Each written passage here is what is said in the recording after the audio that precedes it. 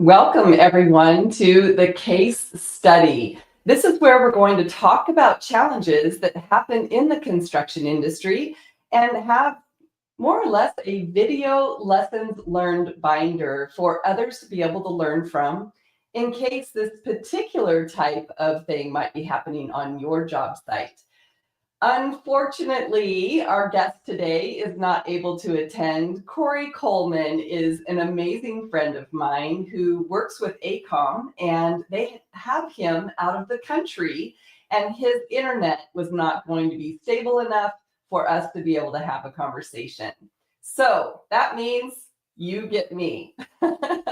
But I want you to remember, I have construction experience. I'm just not this person on the other end asking interview questions and don't have real life experience and boots on the ground. So I thought I would tell you first a little bit about my background and experience, because I think a lot of you will relate in understanding that I had no intention of staying in the construction industry. I worked construction during the summers.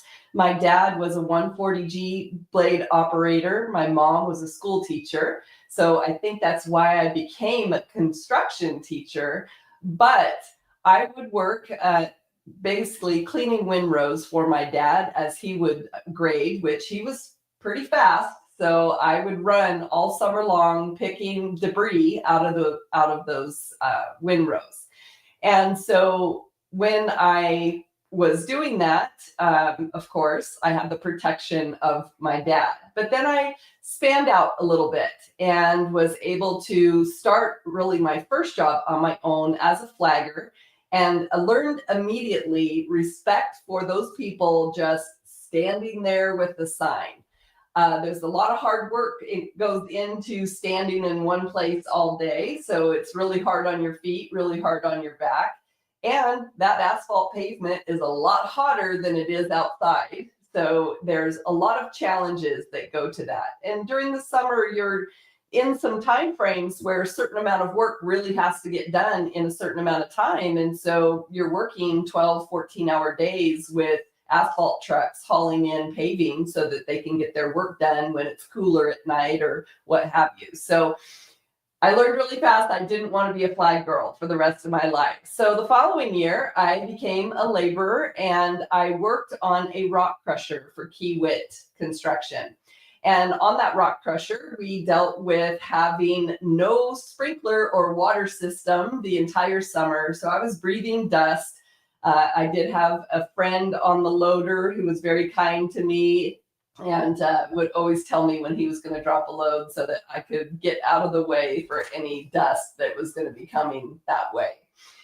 And then I came back the next summer after school, going to school at Texas A&M, and I was a lead foreman for a labor crew of 2 working on an earth dam for Granite Construction. And that crew was Ron and Dawn. They were twins.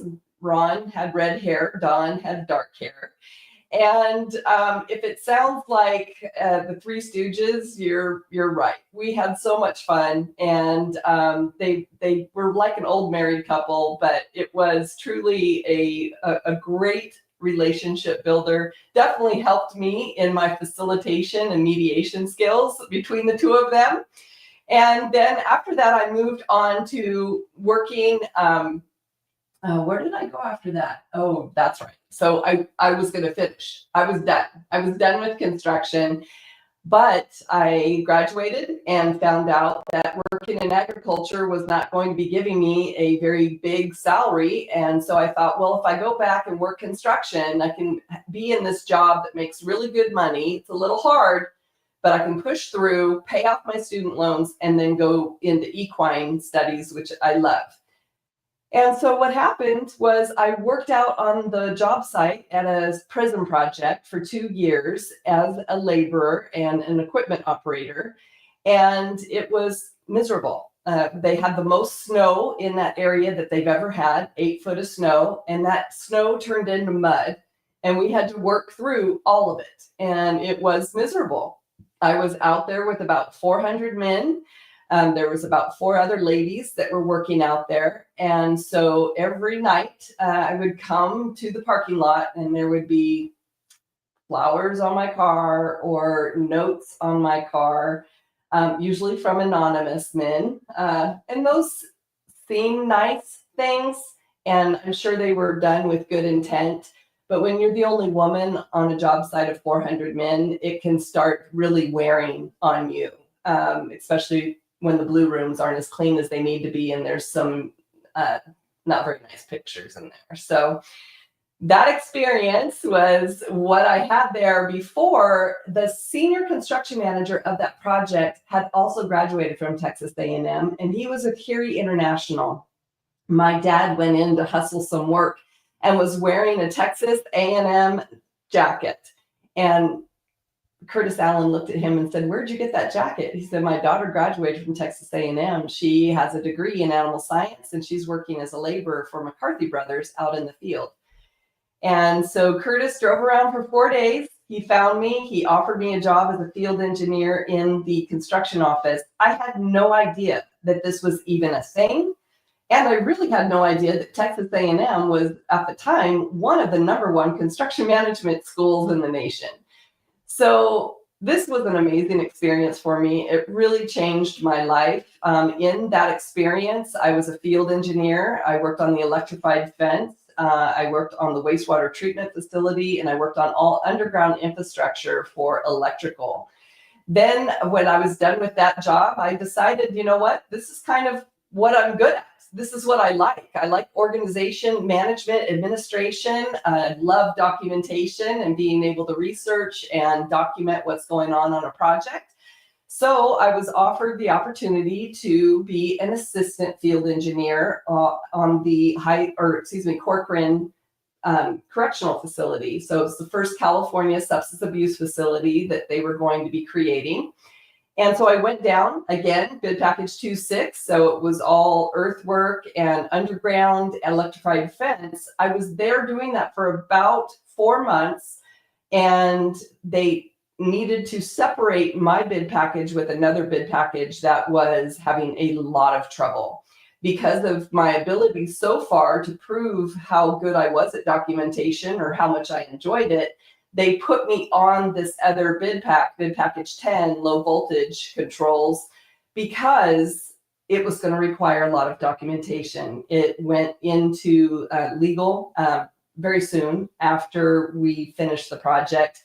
And 8 years later, during the towers, September 11th, I was doing a deposition in San Francisco on this very project. So you have to remind yourself and read back of a lot of things that you probably blocked out because it's a very stressful time, but there's a lot that goes into a deposition after your project has already been completed and gone.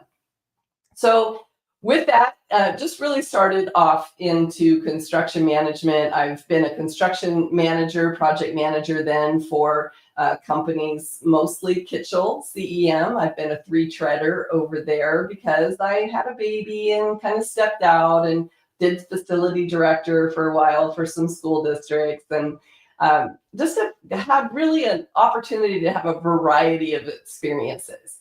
And so one of the experiences that I'm going to talk with you about today, in order to be able to cover the case study, we are going to talk about one of the things that happened on that first prison project that was a huge learning lesson for all of us. But then we went and took that information and we applied it to the then prison project that we were going to be doing in Southern California. And still then we ended up with some problems that we needed to take care of. So just because you figure it out one time on one project doesn't mean that it's going to be fixed on the next project. Just recognizing that construction is always moving, it's always evolving. And so really important for us to be able to be flexible and adaptable. So today's case study is going to be on what happened to the finished grade on the project that we were working on. So again, imagine this. We were working on the High Sierra Desert prison. Sounds beautiful, right? There, it's there because nobody wants to be there. Okay. So my little hometown of Aden is only 70 miles from there. So it was a perfect way for me to be able to travel back and forth every day, still live with my parents when I'm trying to go to school, college students saving money. But they're dangerous roads. There's a lot of deer. There's a lot of forest that are on that particular route. And so it's a little stressful, and then getting to work. So it took about an hour and 10 minutes. There was a back road that I was able to use that was probably about 10 miles of cinder road. Okay. So it wasn't paved. It was, you got to watch out for washboard and all that fun stuff. But my Ford Probe was amazing. So I was able to get through there. So when we were going through this particular project, I don't think that the team really understood the variety of weather that was going to be hitting them on this particular project. So when you hear high Sierra Desert, you're thinking, oh, okay, it's going to be dry. It might be cold, it's in the mountains, but it's going to be dry. And it can be, and it can be very hot during the summer. It's mostly sagebrush. It's not like flat desert sand. It is more of like the foothills of some very rocky mountains and really pretty bare mountains, not necessarily full forests in this particular area. And so when they started planning the work, there always needs to be an appreciation of the season that you're planning certain tasks in. And with a job as big as this, I would say that there was probably over 30 acres that we were working on we had 4 different pods that we were going to be building for this particular prison. And so it's going to be a multi-year project. So in that multi-year project, there's some basic overall scheduling that you can do to kind of help you see where you need to be in the task versus the weather. But that you also have to know that there's going to be work in bad weather. And this is something that I've always found very curious, that the construction manager who's managing the schedule and the project really isn't the one in charge of the means and methods of the work that's going to be being done. So the person scheduling really needs to be that contractor, knowing and understanding their subcontractors and their flow of work and what needs to happen in that order of precedence in order for them to be as profitable as they possibly can in this moment. And so that schedule is then given to the construction manager to be able to review, oversee, be able to identify, hey, look, you guys said that this would be done, but it's not done yet. So in this particular situation, there was a lot of struggle. We had a lay down area. In that lay down area, it was kind of a shared area. So everybody had their own little piece of it. But when it snowed, this almost got buried. When people took in the skyscraper, and I don't think that's what it's called anymore, but it was the blue sky. Okay, so it's a huge forklift that has extensions out on the front of it. But when that goes traveling in there, it's just stirring up mud the whole time. And in that, bundles of rebar are being lost. And literally, sometimes I'm like, that's my tax dollar money that is just disappeared. And it's very wasteful. But anyway, I'll move on. And so it is being buried in this mud and activities. And, it's really unfortunate. But one contractor going in there for a pallet of embeds is just focused on their pile of embeds. So they're going to run over all of your stuff on the way over there. And it's very unfortunate. I think people need to be a little bit more cognizant of do unto you as you would do unto others. But anyways, so that mud, what it started to do, it started to create an issue where then drainage wasn't happening. So we have all of the storm drains and DIs and manholes set to finish grade, so that when the pavement comes in, it's able to rain and fall right into the places that it needs to. And so when you have mud, then there's no longer that flat surface for the water to be able to drain in the slope that it needs to into these catch basins.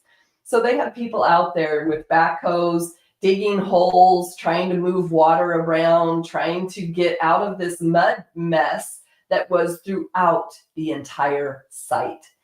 And so this also meant we had a perimeter road that most people used. And for the most part, that perimeter road had gravel on it. Now, remember, I was very young at the time, so there were some things that have definitely escaped me that I now look back thinking, wow, I wonder about this, because the gravel road did not have gravel on it to begin with, and it became muddy and messy. And so then they put gravel down. So there is an assumption on my part that this was a change order in order to provide some type of stability protection for the highest mode of traveling on the job site. And so in that, they were able to base the perimeter road and be able to have people moving around. So that helped, and that helped a bunch, but there's no way that they could afford to go and put base rock everywhere that people needed to travel in order to get materials into buildings so that they could continue the construction inside the interiors while it was really cold outside. And so with all this to say, it destroyed the finish grade. So it destroyed the grade, and other things were problems too, right? All of the infrastructure of the bid package 2.6, the electrical, the conduits filled with mud.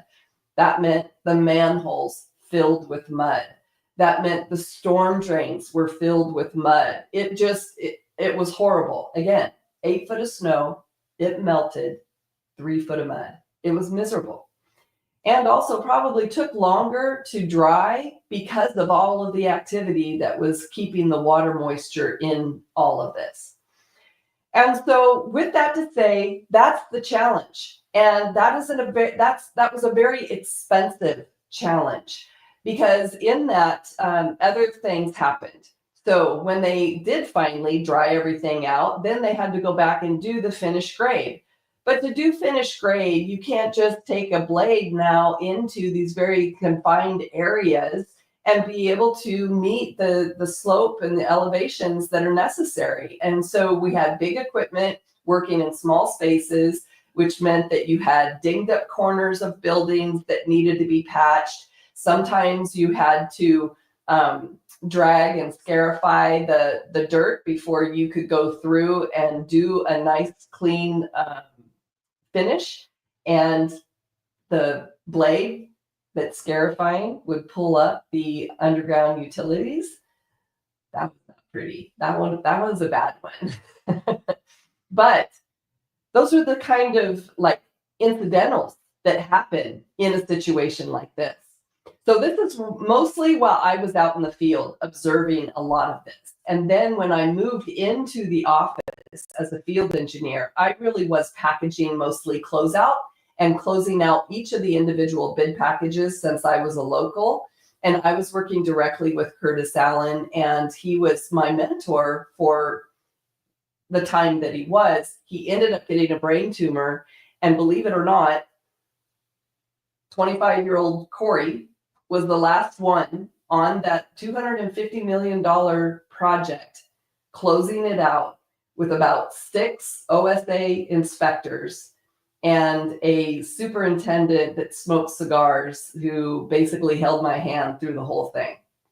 Now, the Department of Corrections had an absolutely beautiful woman who was the first time that I'd really seen a woman in that kind of elevated position. And she was an absolute jewel and mentor to me, and was the first time that I had really been able to identify a woman as a mentor in a position of strength and authority. And so she helped me also through all of it that I could. And I'm sure they had to hire a team to come in after me, because there was plenty of litigation that had to be done on that particular project.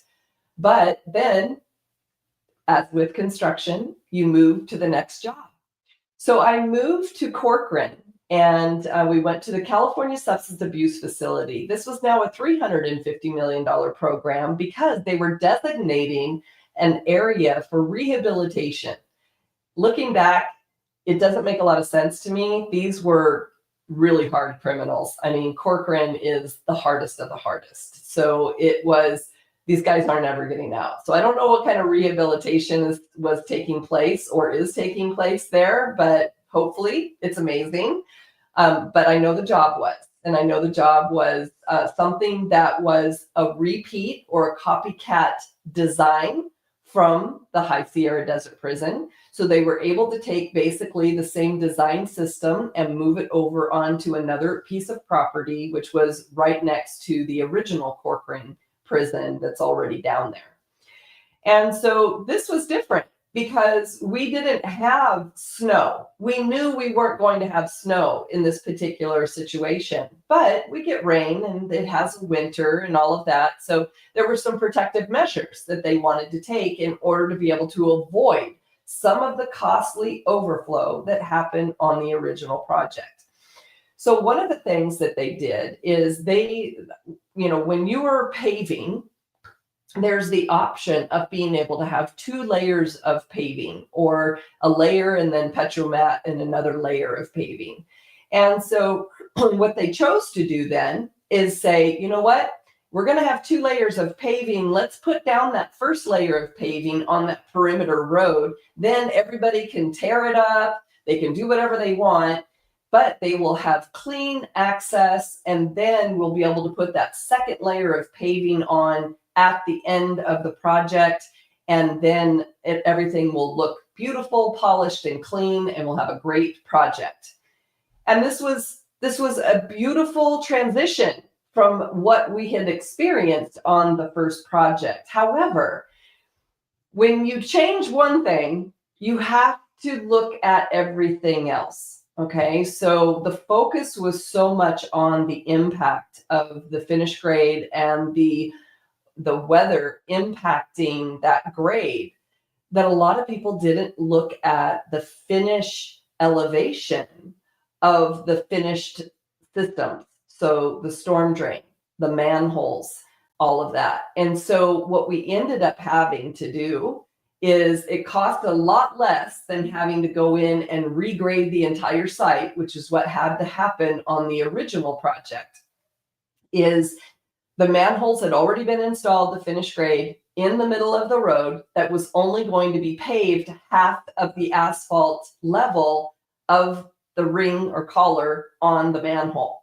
So when people would drive around, if your car wasn't, a truck, then it's going to bottom out on these manholes. And so in order to be able to stop these manholes from being damaged and to stop cars from being damaged, these manholes had to be relocated off or to the side of the road, or they had to be lowered and then later patched back and another ring or collar put on in order to be able to raise it to the correct elevation when we went through to start doing the final paving.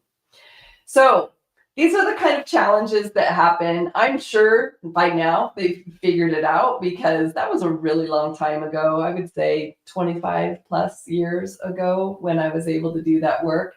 But these are the things that we need to think about, is that when you change one thing, you need to make sure that you're looking at everything downstream, because it's going to impact, and how it's going to impact is going to be different on every project. And the means and methods of which the contractor is moving forward with their work is also going to change that particular impact. So a lot of these end up being change orders or, information that is going to be supporting evidence of something. So it's very important to keep that documentation during that process. The other thing that I just want to mention is just recognizing that everything that we're doing, absolutely everything, has a system. And it's also interesting. You're probably not into science of numerology, but Einstein had believed in it, and I believe in it. Everything has a number. So even a vibration has a number. A frequency, something that we can't see but moves, has a number. Numbers are really the basis, and I hate numbers, so I can't even believe this, but numbers are the basis of absolutely everything. So when we're talking about atoms and the development of everything, numbers are it. And so what this does is that's what allows us to be able to create formulas for everything. And this is how we scientifically figure things out. The same thing is true with the systems of everything in construction. If you can figure out how a system works, then you can apply the system skeleton template onto whatever it is that you're doing in order to help you try to figure out a better way, or a way that's going to be more profitable or more proficient. And so when we're looking at systems, we want to understand that there's a master plan overall picture that is first developed by working with the end in mind and knowing your goal and end deliverable, and then identifying key components that the completion of those components can stand in as milestones, and then recognizing the relationships between those key components to align them in the correct formula to be able to get to commencement to completion of the duration or time frame for you to complete something. So when we're developing a change order and we're looking at these impacts that are happening on either the High Sierra Desert Prison Project or the California Substance Abuse Facility, we're able to insert the system and see how it was supposed to be, how it happened, what we had to do, and then be able to sift out the cost associated with everything that it took to get it done. And then that finally gives us a picture of what to do next time to try to avoid this issue from ever entering our case study again. So thank you so much for joining me today. If you have any questions, you can pop them in the comments. I haven't seen any come in so far, but I just wanted to thank you. And I wanted to remind you that we have coming up our Construction Management Essentials. It's going to be releasing on November 17th. We still have some open spots for this 12-week construction management program. And you are going to receive a certification with your completion of it, but it teaches you everything that you need to know that is not in a textbook. So if you're interested in elevating your construction management skills, make sure to reach out to me on LinkedIn, or to go ahead and scan this on the screen. Have an absolutely wonderful, happy Halloween, and make sure that you stay safe on those spooky projects.